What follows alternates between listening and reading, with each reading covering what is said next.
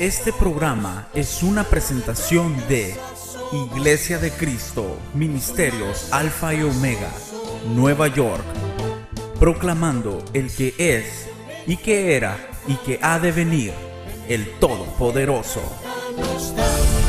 Su poder también nos dio.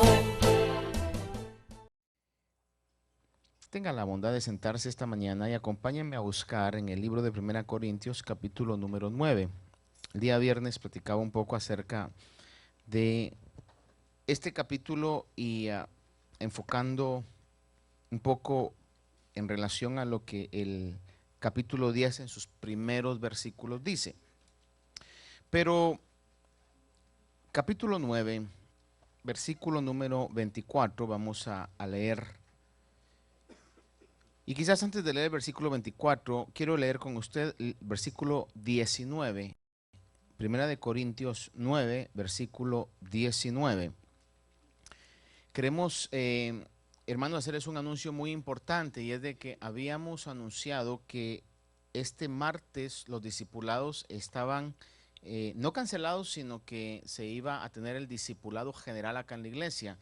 Pero debido a que se canceló el discipulado pasado y que se han estado cancelando los discipulados por situaciones del clima, de lo duro que ha estado el clima, y específicamente en esas fechas, entonces no se va a tener el discipulado general, sino que vamos a tener discipulados normales este martes. Así que el discipulado general queda en stand-by, en pausa ahí, hasta próximo aviso. Entonces, este martes sí hay discipulados, hermanos, en los hogares. Así que tome nota usted de eso para que no vaya a venir acá, sino que vaya a su respectivo discipulado. Amén. 1 Corintios 9, versículo 19, le dije primeramente, ¿verdad? Dice, porque aunque soy libre de todos me he hecho esclavo para ganar al mayor número posible. Una vez más, dice, porque aunque soy libre de todos me he hecho esclavo para ganar al mayor número posible. Luego el verso 22 dice, a los débiles me hice débil para ganar a los débiles, a todos me he hecho todo, para que por todos los medios salve a algunos. Y todo lo hago por amor del evangelio, para ser partícipe de él. Ahora, versículo 24, por favor lea conmigo. Dice, ¿no sabéis que los que corren en el estadio, todos en verdad corren, pero solo uno obtiene el premio? Corred de tal modo que ganéis. Y todo el que compite en los juegos se abstiene de todo. Ellos lo hacen para recibir una corona corruptible, pero vosotros una incorruptible. Por tanto, yo de esta manera corro, no como si tener meta. De esta manera peleo, no como dando golpes al aire, sino que golpeo mi cuerpo. Y esta palabra golpeo puede ser traducida, por ejemplo, en inglés lo traducen como, pero yo disciplino mi cuerpo. Dice, but I discipline my body. Sino que golpeo o disciplino mi cuerpo y lo hago mi esclavo, no sea que habiendo predicado a otros, yo mismo sea descalificado. Como usted ha notado, ahí el apóstol Pablo ya ha mencionado, a lo menos en 2 ocasiones, que él se hacía esclavo. Es muy distinto cuando uno tiene opciones o tiene, no opciones, sino decisiones por opción y no porque es obligado a hacerlo, sino que es por opción que se hace. En este caso, el apóstol Pablo está optando, es una opción. He has a choice, o he had a choice. Podría no hacerlo, pero él opta de su propia voluntad, dice, tomar una actitud como de esclavo. Y obviamente la intención detrás de todo esto era poder ser partícipe del evangelio, y el amor que Pablo tenía, como lo demostró en toda su vida, por alcanzar a aquel que no había conocido a Cristo, por predicar el evangelio de Cristo. Lo que quiero que usted vea conmigo hoy y meditemos en esto es que él tomó una opción de hacerse débil, de hacerse esclavo, de hacerse servidor también. En el libro, en la misma carta a Corintios habla y dice en un pasaje de que Él es servidor vuestro, le dice a la iglesia, por amor a Cristo. Se está hablando a la iglesia y le dice, nosotros o yo soy servidor vuestro por amor a Cristo. Y todo esto el apóstol Pablo de una u otra manera lo hizo porque estaba movido por el amor a Dios para ser partícipe del evangelio de Cristo. Ahora, el apóstol Pablo escribe la carta a los Corintios, en esta primera carta a los Corintios, y le hablaba un poquito el viernes acerca de qué era la ciudad de Corinto o el puerto de Corinto. Para resumir algo, detalles que son bastante importantes conocerlos y ver el sentido de la escritura de Pablo, es que Corinto era en su tiempo una ciudad bastante moderna, bastante industrializada en su tiempo, aunque no podríamos decir industrializada porque todavía no, ese término no se había utilizado, pero era una ciudad con bastante comercio, una ciudad comercial. Habían teatros, habían estadios, habían muchos comercios. De hecho, en la misma carta a los Corintios se demuestra o se da a conocer de hermanos que estaban involucrados en esos comercios, al grado de que el apóstol Pablo, cuando se instala en Corinto, él comienza junto con Aquila y Priscila, que eran una pareja que vivía en esa región, a tener una microempresa, o no sé qué tamaño fue su labor, pero él se dedicó a hacer tiendas. Era la ciudad ideal para poder establecer un comercio. Era un puerto, y como todo puerto se movía bastante dinero, a la misma vez también el mismo comercio traía personas de todos los lugares, y habían judíos, habían griegos y habían romanos en esa ciudad. Era una ciudad que en su tiempo podría llamarse como una ciudad cosmopolita, como lo es cualquiera de las grandes ciudades, específicamente, le decía yo el día viernes, muy parecida a lo que hoy es Nueva York. Sabe que usted va a Times Square o algún lugar específicamente en Manhattan, y usted va a ver en un círculo, qué sé yo, de un medio bloque, no sería raro ver 10, 15, 20 diferentes nacionalidades. Hay gente que está hablando francés, español, inglés, árabe, hebreo, chino, coreano. Obviamente uno cuando escucha japonés, chino, coreano, taiwanés, uno dice, pues están hablando chino, pero uno porque no sabe realmente, pero ellos sí entienden, ¿verdad? Y de igual manera nosotros podemos hablar de español y usted sabe que hay diferentes acentos que nos identifican, ¿no? Usted sabe, el centroamericano tiene cierto acento, el sudamericano otro acento, etcétera. Pues algo así era Corinto. Se hablaba el latín, se hablaba el griego, entre otros también. Y tenía una característica que tenía un templo a la diosa Venus, que en la cultura griega era la diosa del amor, más que del amor, del erotismo y de la pasión. Y dice que había un templo en donde habían alrededor de 100 mujeres que eran consideradas como servidoras o sacerdotisas del templo.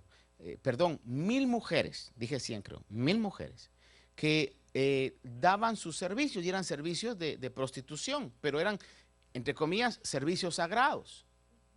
Es decir, a eso fue lo que la iglesia de Corinto se enfrentaba, a ese tipo de presión del medio ambiente. Por eso usted va a ver que en la carta a los Corintios es que el apóstol Pablo habla acerca de una persona que dice de que estaba metido románticamente o pasionalmente con su madrastra, con la mujer de su padre. ¿Por qué razón? Porque era algo en el medio ambiente normal. O sea, no se extrañaba.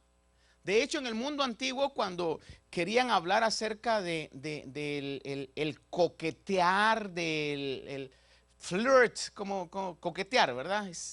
Se decían, está corintianeando o corintianizando. A eso se referían, ¿verdad? Es decir, cuando una persona estaba como provocando, incitando a otra, decía, está corintianizando. ¿Por qué? Porque de una u otra manera Corinto se identificaba con esa situación que se movía ahí. Entonces, por eso es que el apóstol Pablo habla a la iglesia de Corinto, que era una iglesia que tenía dones, tenía ministerios, fíjese que estaba muy bendecida espiritualmente, al grado que usted va a leer en la carta a los Corintios, es donde el apóstol Pablo habla acerca de los dones, acerca del mover del espíritu. Es decir, se movía el espíritu y era una iglesia que tenía grandes dificultades porque estaba en un ambiente sumamente contaminado. Y entonces el apóstol, cuando está hablando aquí específicamente de lo que hablábamos el día viernes, habla y dice de que las cosas que el pueblo de Israel pasó, dice que fueron escritas como un ejemplo para nosotros. Y dice básicamente el 10:6, dice, estas cosas sucedieron como ejemplo para nosotros. Y comienza a hablar y dice, a fin de que no codiciemos, a fin de que no seamos idólatras, verso 7. También dice en el verso 8 que no forniquemos, verso 9 que no provoquemos al Señor, y el verso 10 dice que no murmuremos. Y el verso 11 repite una vez más y dice, estas cosas sucedieron o les sucedieron como ejemplo y fueron escritas como enseñanza para nosotros. Y añade, a quienes ha llegado el fin de los tiempos. Entonces, cuando está hablando, Pablo ahí está hablando porque realmente eso se movía en la iglesia de Corinto.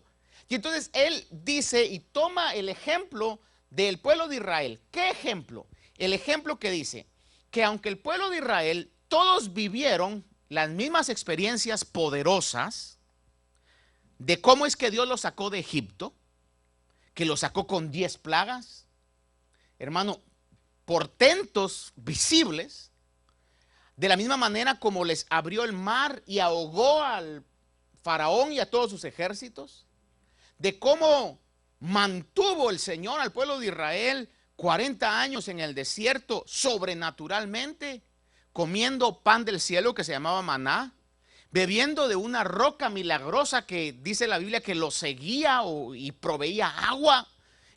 Su vestido no se gastaba, su pie no se hinchaba, era una maravilla. Y dice el apóstol Pablo, aunque todos tuvieron ese tipo de experiencias, añade y dice, pero no de todos se agradó Dios.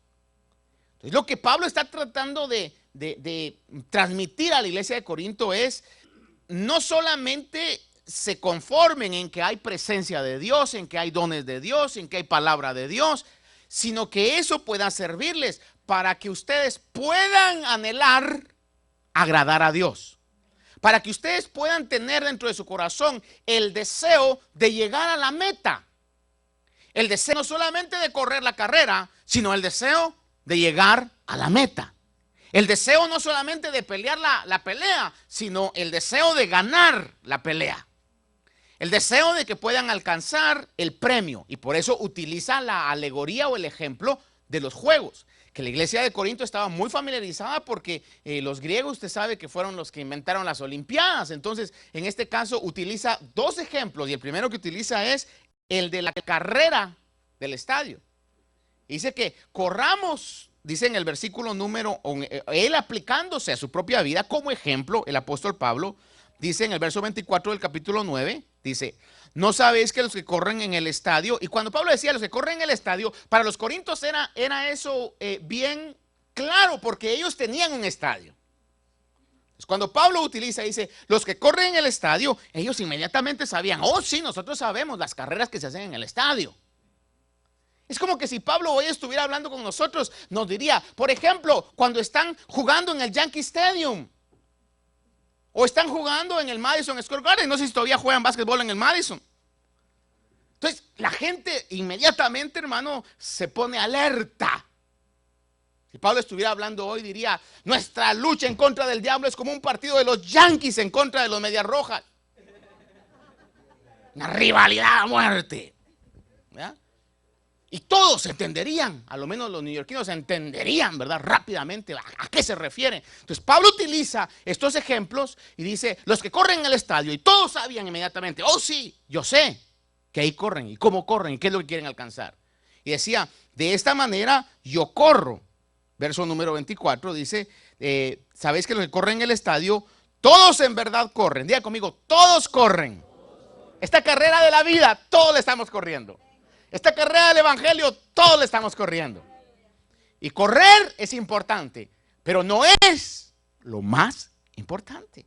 O sea, todos corren, y dice aquí, pero solo uno obtiene el premio. Y añade, y dice, corred de tal modo que ganéis. Y hermano, ¿cómo hay que correr aquí? El otro día estaba viendo yo un video que se lo he enseñado a algunos hermanos, no sé, quizá usted lo ha visto, en esas redes sociales, ¿verdad? De unos niños que están en línea, quizás de unos 6, 7 añitos, ¿verdad? Y está un niñito que está, así como era yo de chiquito, hermano, bien comido, hermano.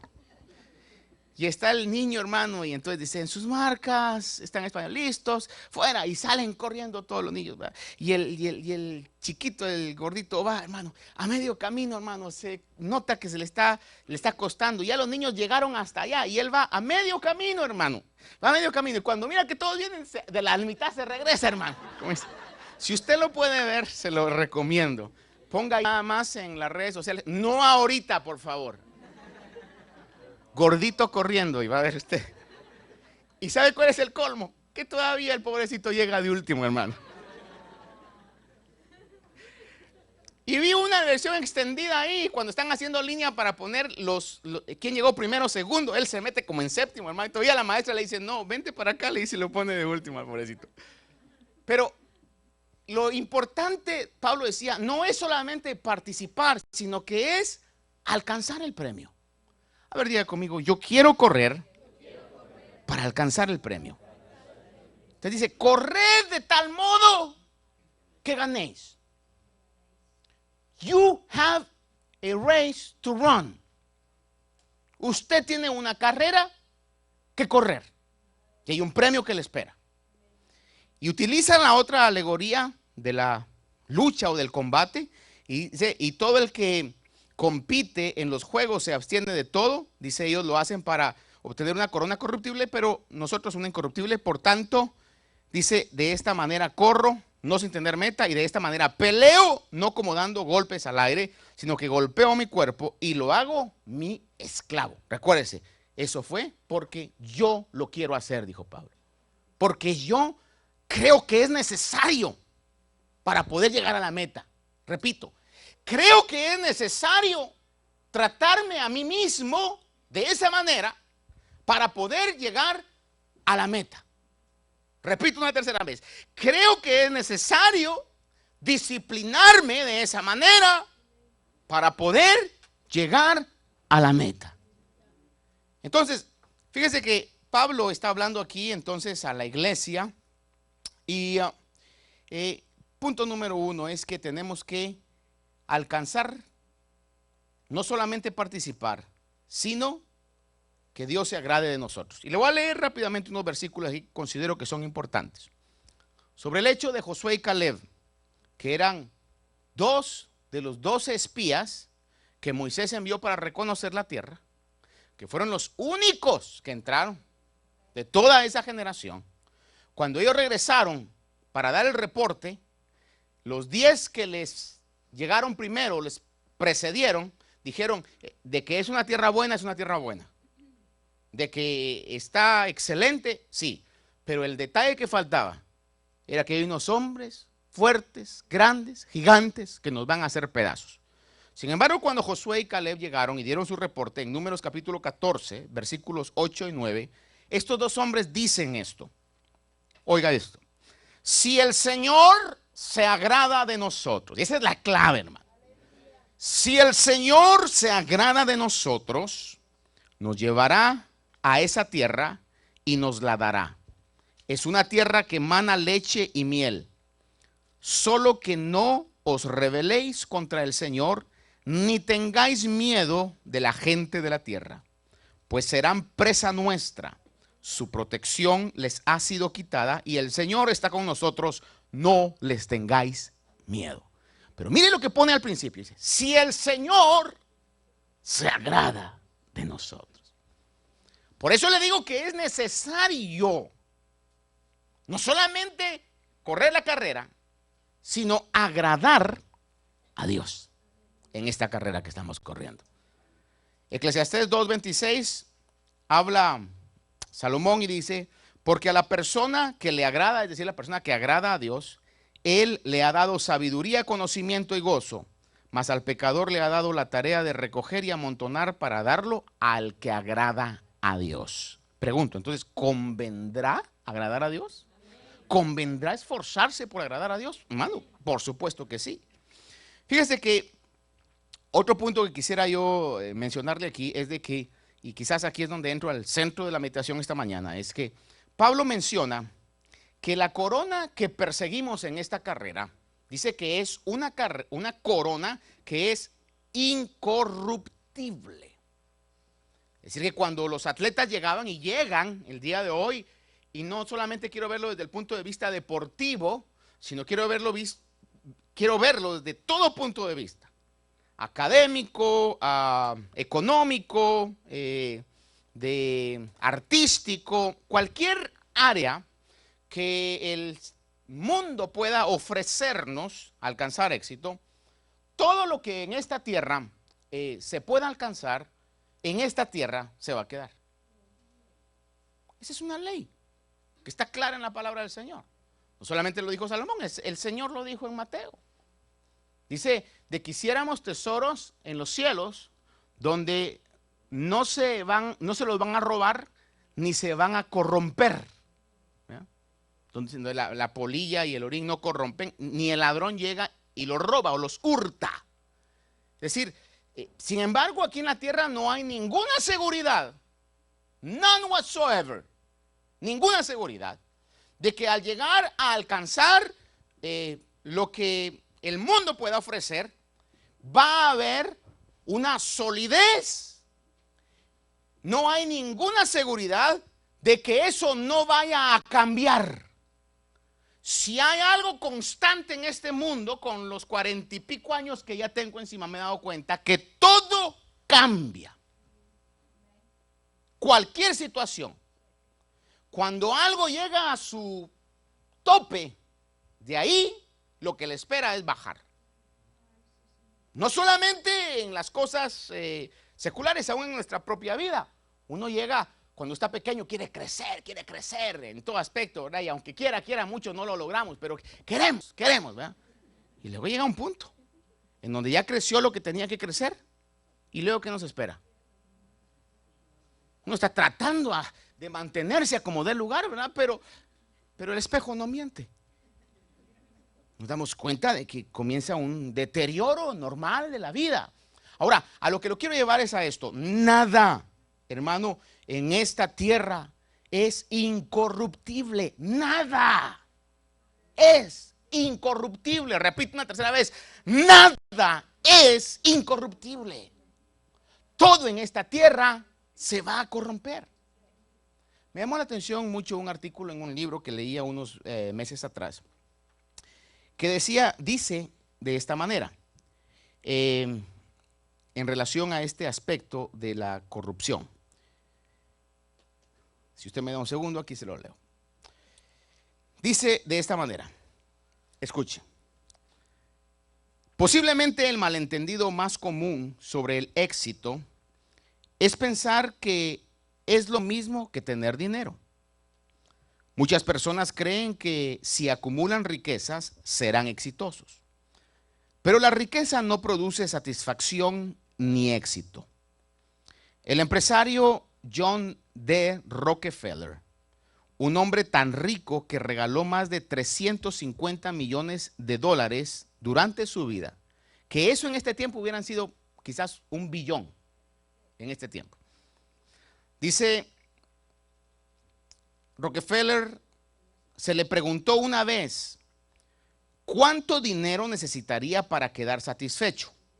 Su respuesta, solo un poco más. El rey Salomón, del antiguo Israel, de quien no solo se dice que fue el hombre más sabio, sino también el hombre más rico que haya existido, afirma, quien ama el dinero, de dinero no se sacia. quien ama las riquezas nunca tiene suficiente. Haciendo una pausa, en otro lugar leía también que alguien le dijo a un hombre, no sé si fue Rockefeller o alguien de ese calibre, le dijo a uno de sus empleados, yo soy más rico que usted. Y se rió, le dijo, ¿cómo vas a ser más rico que yo? Le dice, ¿verdad? Si tú trabajas para mí. ¿Por qué dices que eres más rico que yo? Porque lo que yo tengo me satisface y a usted no lo satisface nada, le dijo. Pero siempre sobre este punto decía, en el mejor de los casos, la riqueza y lo que ésta trae son cosas fugaces. Y vean este ejemplo. Por ejemplo, dato verídico. En 1923, un pequeño grupo de los hombres más ricos del mundo se reunieron en el hotel Edgewater Beach de Chicago, Illinois. Eran la élite de la riqueza y del poder. En aquel tiempo ellos controlaban más dinero que la cantidad total existente en el tesoro de Estados Unidos. Es decir, que tenían plata, pero olvídese, billonarios de este tiempo. Esta es una lista de los que estuvieron allí y lo que a la larga les ocurrió. Escuche esto bien. Schwab, el apellido de uno de ellos, presidente de la industria independiente de acero más importante, murió en la bancarrota. Arthur Cutten, el más grande de los especuladores de trigo, murió insolvente, es decir, endeudado en el extranjero. Richard Whitney, presidente de la Bolsa de Valores de Nueva York, murió poco después de ser puesto en libertad de la prisión de Sing Sing. Albert Fall, miembro del gabinete de un presidente de los Estados Unidos, se le indultó de la prisión para que muriera en su hogar. Jesse Livermore, el oso, le decían a este hombre, el oso más grande de Wall Street, se suicidó. Leon Fraser, presidente del Bank of International Settlement, se suicidó. Ivan Kruger, jefe del monopolio más grande del mundo, se suicidó. Hasta el millonario griego Aristóteles Onassis, que conservó su riqueza y murió a edad avanzada, reconoció que el dinero no es equivalente a éxito. Él sostuvo que después de llegar a cierto punto, el dinero pierde importancia, lo que importa es el éxito. No estamos hablando de gente rica, no, esta era gente que controlaba toda la riqueza, casi, si no decir de Estados Unidos, me atrevería a decir, quizás hasta del mundo entero. Y mire su final. Ahora, ¿por qué le digo esto? Leía un detalle muy importante de una frase que me llamó la atención. Y decía esta frase, yo creo que eso se manifestó en la gran mayoría de nosotros, si no en todos. El día en que tú naciste, no le voy a cansar la canción, ¿verdad? Oiga esto.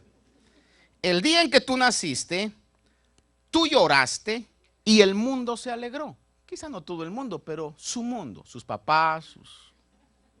El día que tú naciste, tú lloraste y el mundo se alegró.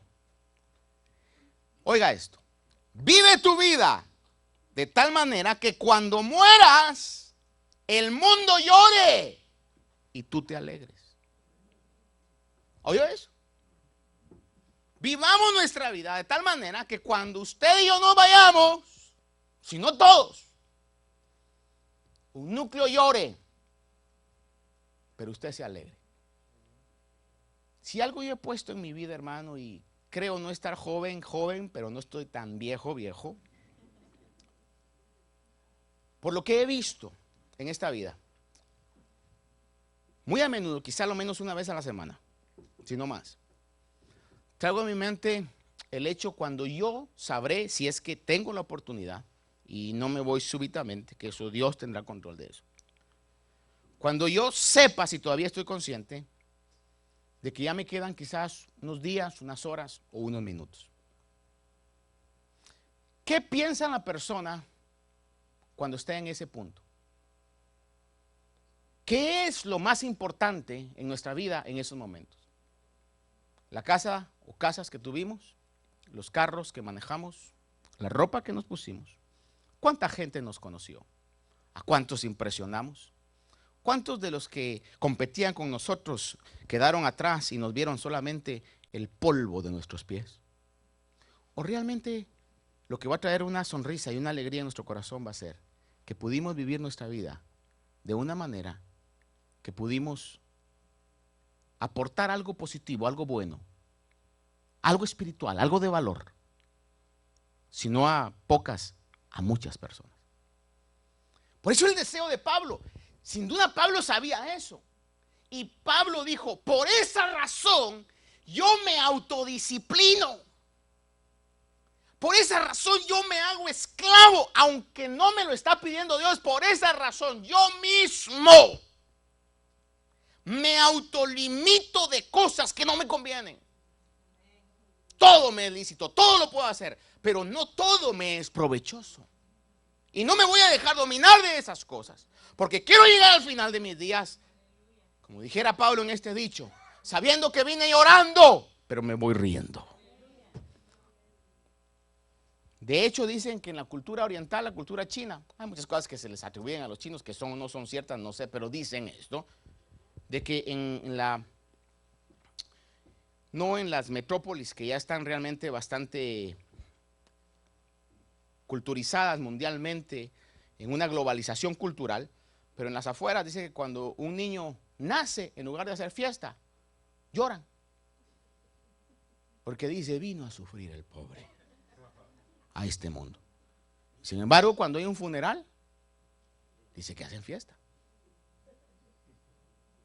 Y en cierto sentido también es lo que se manifiesta aquí en New Orleans, ¿verdad? ¿Se ha dado cuenta usted los funerales en ese tipo que van con música de jazz y todo, ¿verdad? Pero dicen eso. Ahora, Pablo entonces decía esto, y sobre el punto del versículo 27 cuando dice, sino que golpeo mi cuerpo. La versión en español es un poco más fuerte, dice, golpeo mi cuerpo. Bueno, no físicamente, que es lo que ha malinterpretado la Iglesia Católica cuando usan flagelaciones que se golpean y que se repiten por mi culpa, por mi culpa. Mi hermano, mire, usted puede dejar la sangre en la alfombra o en el piso, pero a menos que no haya una decisión interna, todo sangrado va a volver a pecar. Tiene que haber una decisión interna, tiene que haber un autodominio interno, que me atrevo a decir esto porque sé que es verdad, que solo puede venir de Dios y de la fortaleza del Espíritu Santo. Pablo decía en este sentido esto, y en 1 Timoteo capítulo 4, versículos del 7 al 8, le dice a Timoteo, y está él transmitiendo lo que es, porque si algo estoy totalmente seguro, hoy más que nunca, y en una de estas conversaciones que tenía con Dios, me hablaba tanto un sencillo pensamiento, hermano, tan sencillo como esto.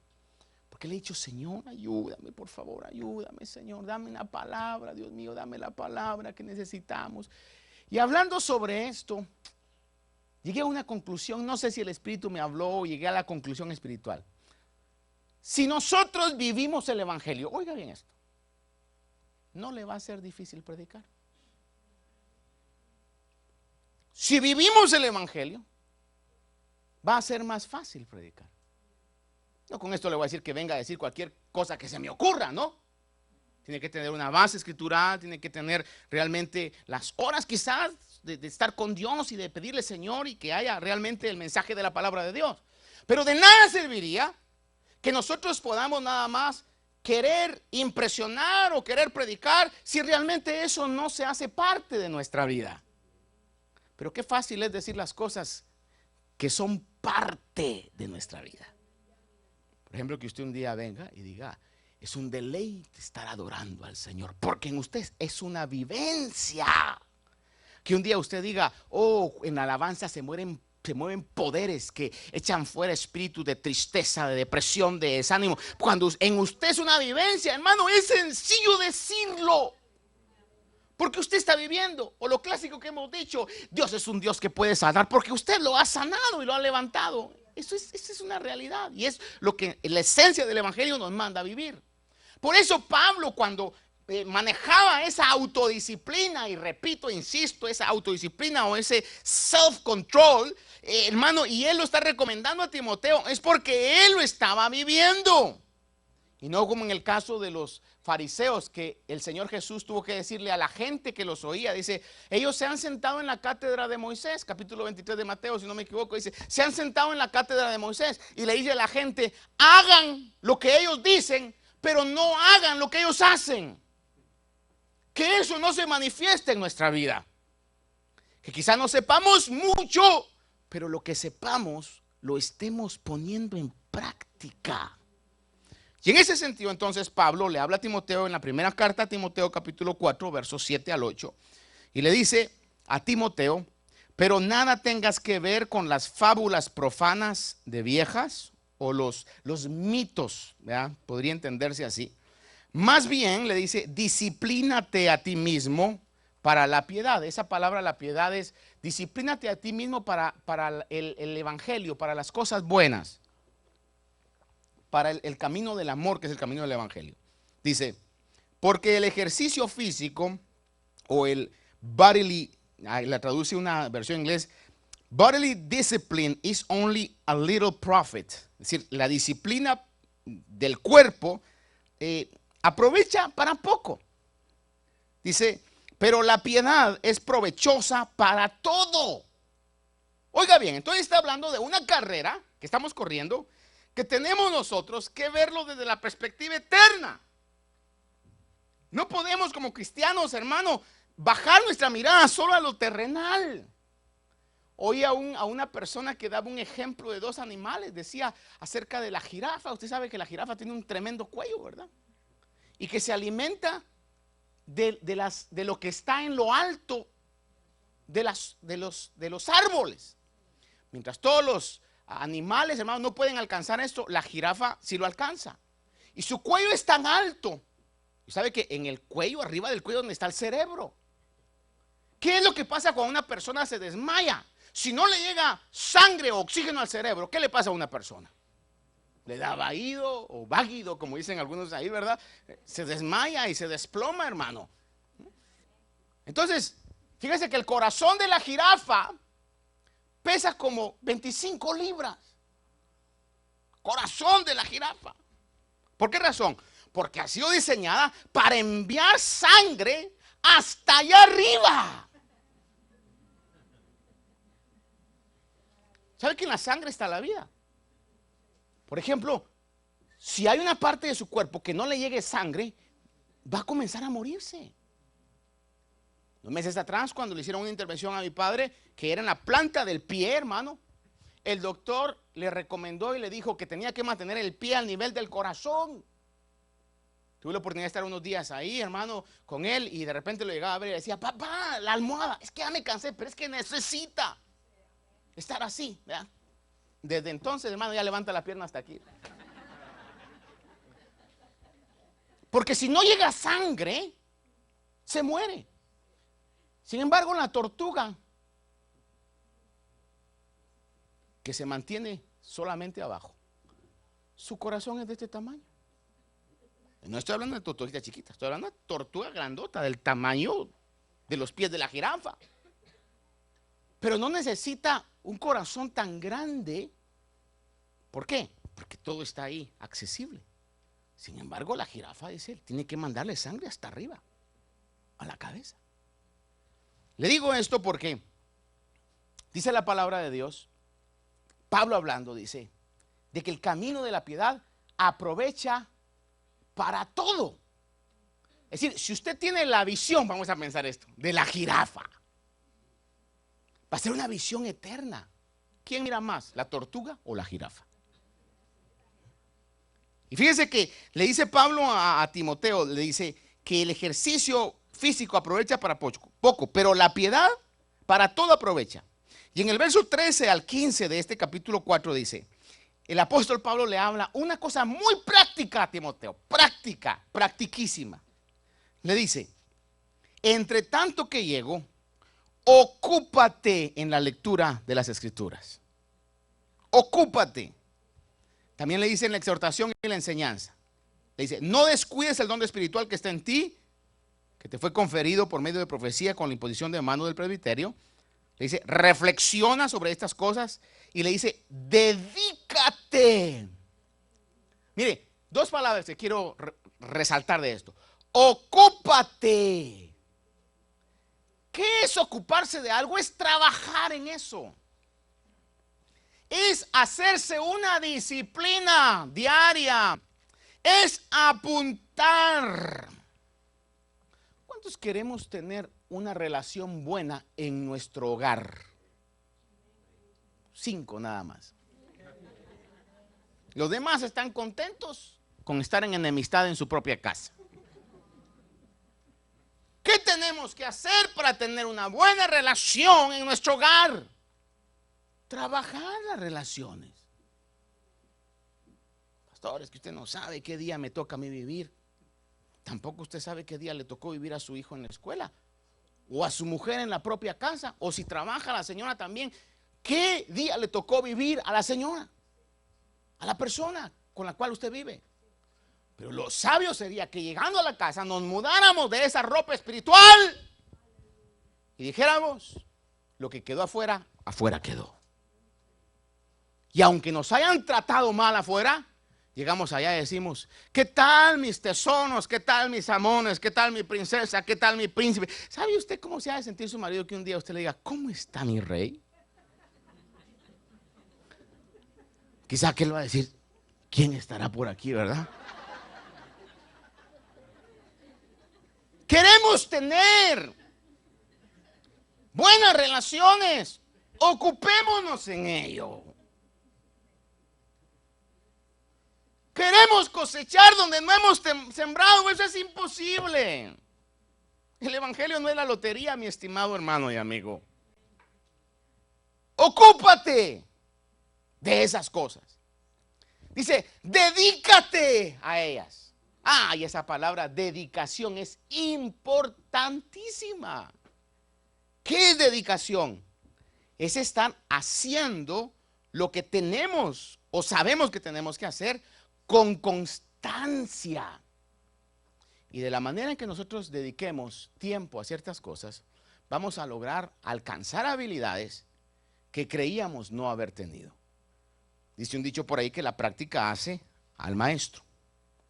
Y dice, reflexiona sobre estas cosas, dedícate a ellas para que tu aprovechamiento sea evidente a todos. Hermanos amados, si nosotros nos dedicamos a lo bueno, si nos dedicamos a lo conveniente, si nos dedicamos a poder huir de las contaminaciones del mundo, le puedo garantizar que se va a ver.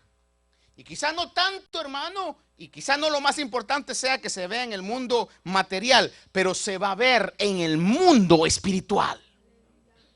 Yo anhelo alcanzar, hermano, y le abro mi corazón a esto, dimensiones de conocimiento de Dios, donde no sea necesario gritar para liberar a un endemoniado, sino que solamente dar la palabra con seguridad, que el mundo espiritual sabrá si hay o no hay autoridad en las palabras que usted dice.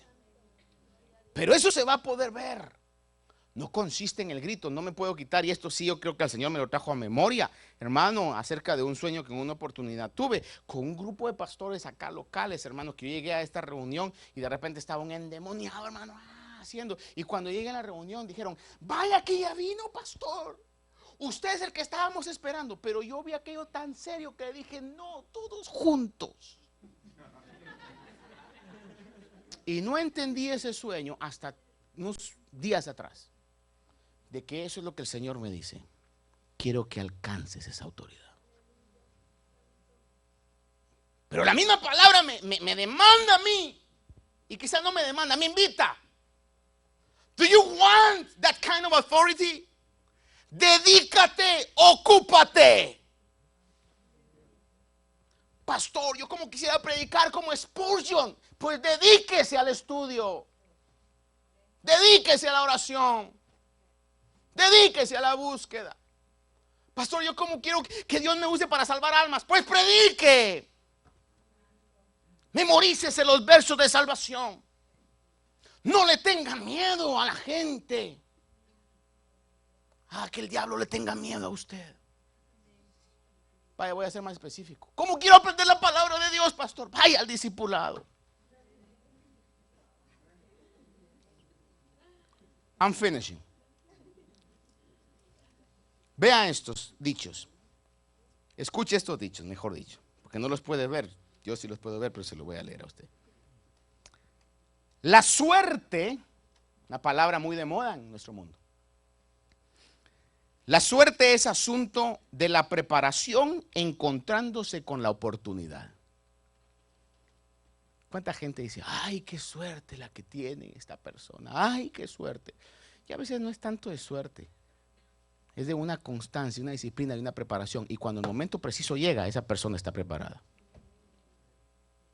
Pregunto, ¿are you ready for the blessing that you are expecting?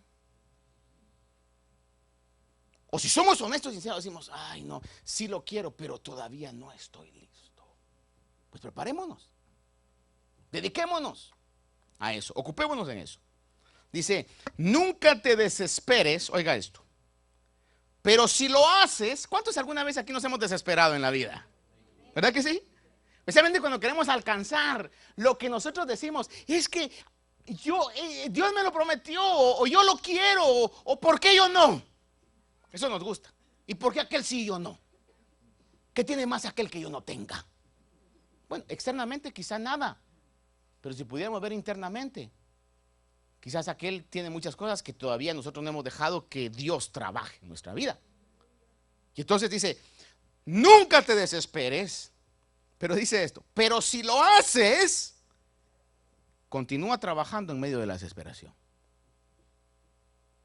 Es decir, usted está desesperado, hermano, siga trabajando. Antes que se me vaya esto, porque no lo tengo en mis notas, pero creo que es importante. Hablando sobre el dominio propio, sobre el control. Estaba leyendo una historia de una mamá con su hijita que estaba en un supermercado. Quizás esta experiencia le traiga memoria a usted cuando usted estuvo con sus hijos de esa edad. Estaba con su niña de unos 2 añitos en el cochecito, en el supermercado. Pasaron por el pasillo de las galletas y la niña le decía, mamá, galletas, galletas. Y entonces la señora, hablando, decía esto, decía, Teresita, Teresita, aguántate 5 minutos y vamos a estar en casa. Teresita, aguántate. Y estaba una persona escuchándola. Luego cambiaron y fueron por el pasillo de los jugos. Y la niña, mamá, I want a juice, quiero un jugo. Y le comienza a hacer un berrinche. Teresita, Teresita, 4 minutos, aguántate, 4 minutos. Y la niña ahí, hermano, pataleando y haciendo el berrinche o el tantrum, como ustedes le llaman aquí, ¿verdad? Y no. Llegaron y pasaron al pasillo de los dulces. Y aquella niña, mamá, mamá. Y entonces la señora le dijo, Teresita, Teresita, aguántate, 3 minutos, estamos pagando y ya vas a llegar a tu casa, te relajas y tranquila. Y la otra persona escuchando. Salió, pagó, llegó a su carro y entonces llega este joven o este hombre y le dice, señora, permítame felicitarla. Realmente es admirable cómo usted no perdió el control con Teresita, le dice, ¿verdad? Y entonces la señora le dijo, no, el nombre de ella es Emma, yo soy Teresita.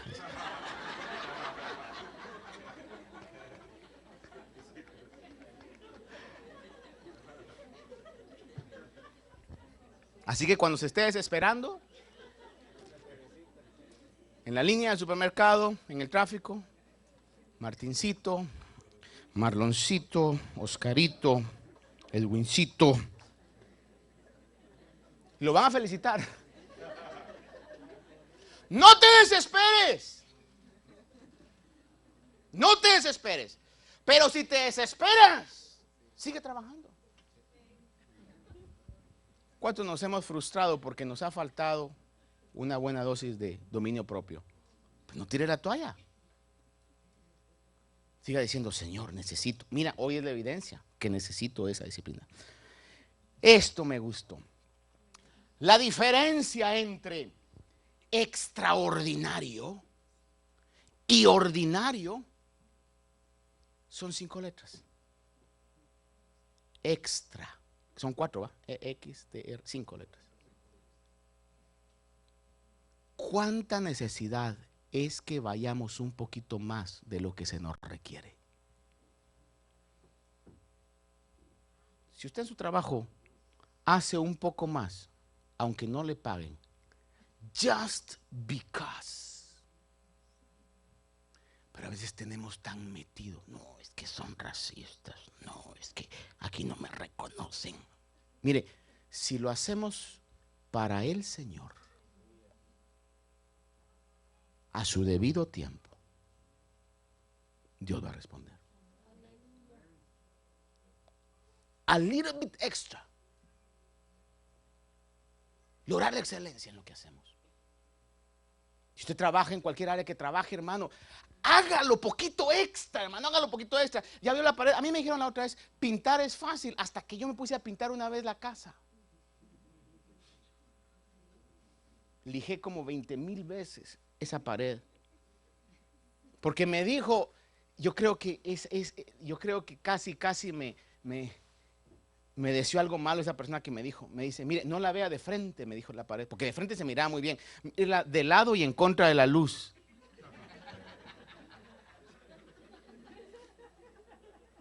Los que pintan saben a qué me refiero.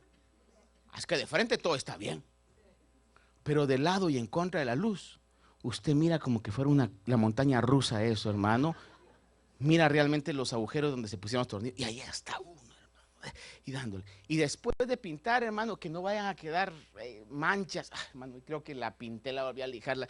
Dije, no, definitivamente, aprecié el trabajo de los que saben pintar. Ya no digamos la línea del borde. La practiqué en el baño que usa mi esposa. Cuando fue a ver el cuarto que yo uso, convertí como mi oficina, me dice, ¿y por qué un día me dijo, ¿y por qué el baño me lo dejaste tan feo y mira tu oficina tan bonita? Practiqué en todo lo demás y aquí terminé ya. La diferencia entre ordinario y extraordinario es ese pequeño extra que se requerirá de nosotros. Punto casi final.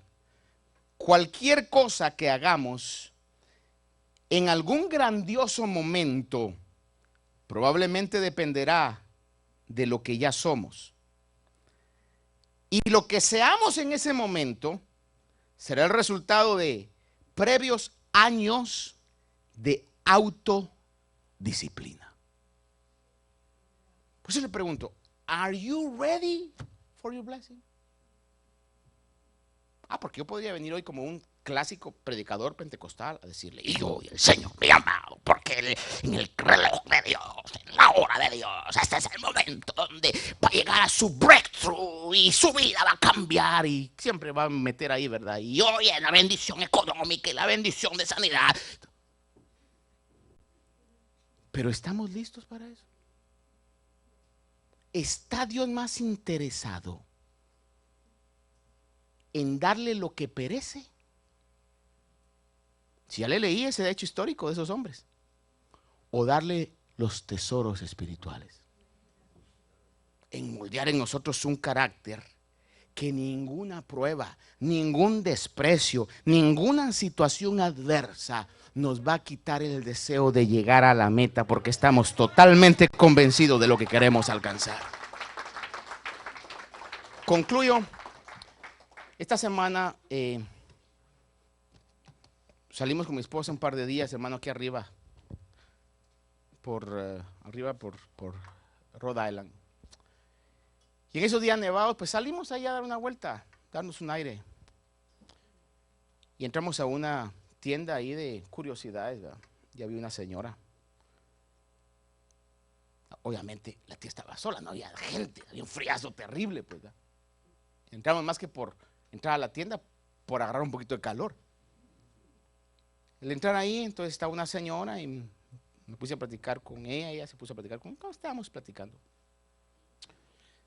Y hay algo que se está moviendo en el mundo. Y grandes celebridades de la televisión están proyectando esto, proyectando que hay un solo Dios, pero que hay muchos caminos que llevan a ese Dios. Que los cristianos realmente estamos ciegos, estamos anticuados, somos cerrados de conocimiento, creyendo que solamente por Jesús se llega a ese Dios. Personalidades como esta mujer Oprah, que fue cristiana o dice que fue cristiana, están utilizando esa tremenda plataforma para poder proyectar eso. Y no voy a decir nombres, pero pastores bastante reconocidos, amigos de ella, no han tenido, no sé qué palabra utilizar, pero no han sabido defender realmente el mensaje de la Biblia, que dice claramente que hay un solo camino para llegar a Dios. Y en medio de toda esta conversación, esta señora me comentaba eso, estábamos platicando. Después se le había dicho que era pues pastores. Pero lo que lo quiero llevar es algo sencillo. En inglés todo, una señora sumamente educada. Usted sabe que uno pues trata de hacer lo mejor posible, a lo menos yo. Y en un momento determinado me dice, ¿sabes qué cambió mi vida? Me dice, los libros de Brian Weiss, y comenzó a decirme tales cosas. Y me dice, él dice tal y tal cosa, y me preguntó, ¿los has leído? ¿Alguna vez has oído de él? Y le dije, no, he leído sus libros. ¿O los has leído? Y tengo mis reservas en relación a esto y esto y esto y esto. Me di cuenta cómo la persona comenzó a darse cuenta de que aunque, usted sabe, y discúlpeme esta expresión, aunque lo miran a uno chaparrito, así,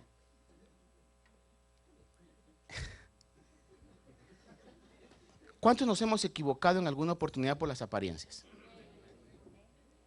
¿Qué hemos dicho? ¿Qué va a saber esa persona?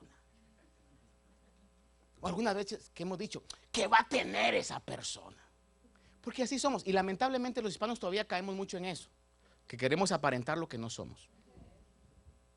Traje de Versace, zapatos Gucci, estilo drama, ¿verdad? Pero con una de deudas horrendas.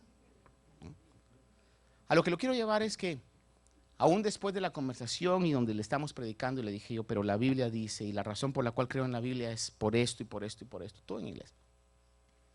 Al final le dije, déjate, voy a recomendar que vayas a este sitio y oigas a estas personas.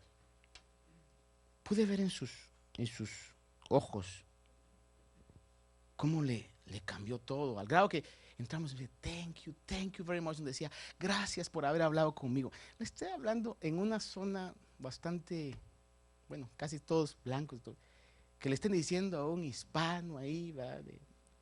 De Freeport. Gracias por haber hablado conmigo. Amén. Momentos de esos, muchos van a venir a nuestra vida. Pero en ese momento yo dije, Señor, gracias. Porque pude tener la mentalidad de que es necesario invertir el tiempo en cosas buenas. En lugar de estar gastando mi tiempo en tanta tontería, voy a leer, voy a informarme, voy a estar preparado para cuando ese momento llegue, voy a poder ser de bendición para otras personas. Diga conmigo, autodisciplina. Dios no se le está exigiendo, yo soy el que menos se lo voy a exigir. Pero si algo le puedo decir es que nos conviene tener una autodisciplina.